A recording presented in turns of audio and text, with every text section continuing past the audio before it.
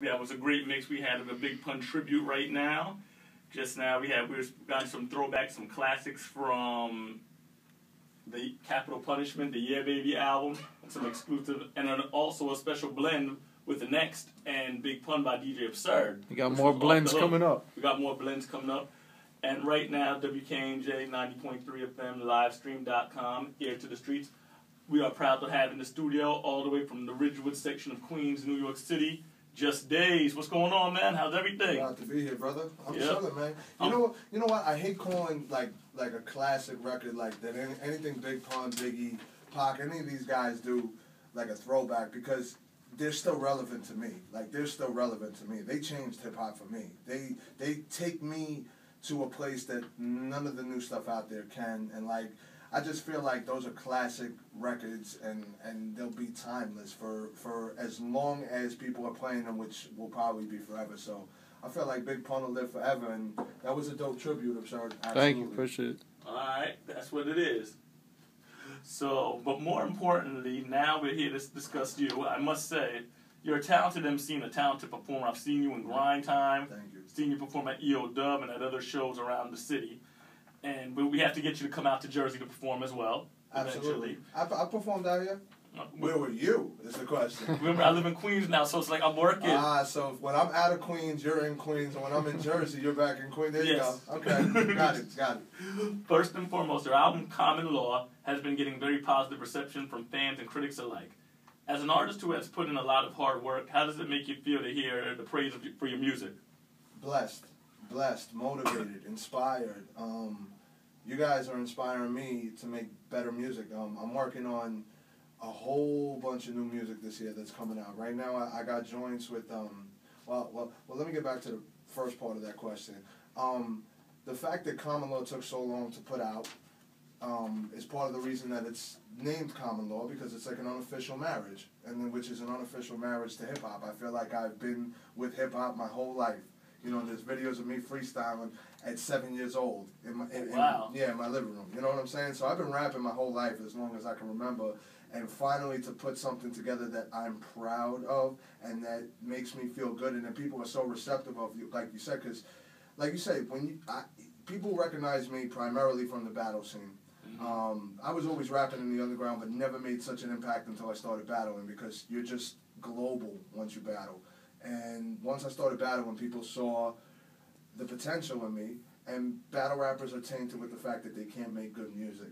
So when I put the project out and people were like, yo, this is incredible, and it just started getting download upon download upon download, and websites started reviewing it and picking it up, I just felt so blessed, and it definitely makes me feel very accomplished to put out the first project and have such an overwhelming appreciation for it. So I have to thank guys like you who have people like me here, and all the fans and the supporters and the family that just keeps me doing what I do and on top of my job. So thank you very much. Well, not a problem, man. We're the type here in the streets. We try to recognize the real, and not necessarily people. It's one thing to have the talent, but also you have to be a cool person, a good heart, and a good person. And that's one thing you are. You're a good dude, and a genuine, and a man of your word. Even though I was a little upset. Side note, I told Mental, I'm like, listen, man, how long is it to get here from Queens? Because you know us New Yorkers, we hate to leave New York, right? We hate it. Like, we're within the 5 boroughs, and then that's it. Like, if it's outside of the 5 boroughs. And he's like, oh, it's 20 minutes. I took the wrong way and ended up taking me an hour, and I'm like, but nah, it's all love anyway. I'm glad I'm here. It's dope, and Thank you. Happy to be here. But also, speaking of the 5 boroughs, the borough that you're from, Queens, is known for breeding legendary MCs and spawning new trends within the hip hop world. You've told, I know you said that you have many influences from Queens, such as Nas, and coming up from that environment, how did that help shape you as an artist? Do you think being from Queens made it easier or harder for you to find your way as a rapper?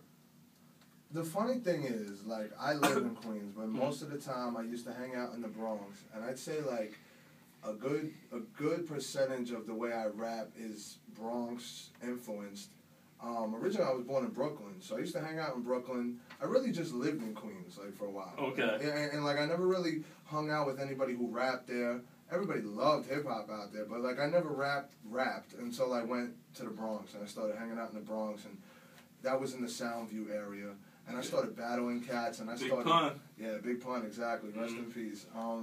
And I started battling out there, and they just had a different type of appreciation for... I mean, everybody knows hip-hop started in the Bronx, and Queens made the first hit. So it's like the Bronx, like, brought out the aggression, brought out the hunger. Queens molded me into the artist that I am, more of the storytelling, more of the thinking and the thought process behind the way I rap, and put me together a little bit more. But the Bronx definitely kept me on my toes and made me realize that there's a lot of hungry wolves out there.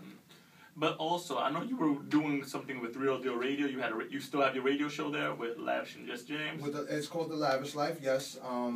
Things have been crazy the past few months between the album dropping, and Lavish is still holding it down. That's Lavish Life of blogspot.com, and she's still holding it down. James Figueroa, who you know is one of the hosts of End of the Week, he's still holding it down, and when I can make it there, I can make it there. But yeah, we have a pretty tight shift over there. We do what we do over there, you know. Okay.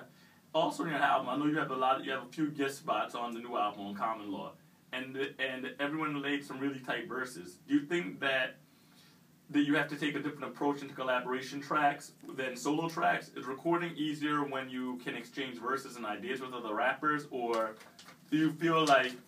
You understand what I'm trying? I would say this, okay? Like, the first thing that pops into my head is I like the energy when you're working with somebody in the studio. When you're working with somebody in the studio, they'll say something, and that'll automatically click off something in your head. It's like playing a game of Pictionary. Like, somebody says something or does something, and you think of something. So you'll come up with the most creative track or creative chorus or certain way to lay the track out. Like, for instance, on the album, there's a song called Natural Disasters that's featuring Renegade and P-Stacks. P-Stacks from Harlem, who also battled... P-Stacks, grind time, what up? Yeah, P-Stacks, who's battling this month, again. He produced... battling in D.C. this month. He's battling in D.C., correct. He produced the track. Renegade came up with the idea, also another grind time rapper, battler, dope MC. He calls himself Bam Bam Ginger Flow. I'm Legs Luger, but that's a side note. We got an album working on or whatever. It was Renegade's idea to get us all into the studio because of our voices and our styles, and he wanted to put it together. When we got into the studio, we all had a certain idea of what we wanted to do. Nothing got accomplished the first day except for P-Stacks laying down his verse, which was the original verse, and coming up with that chorus on the spot. We had no chorus when we went in there. That chorus is probably one of the dopest choruses on my album, and on Renegade's album, because we both have that joint on each of our albums. And that was made up on the spot.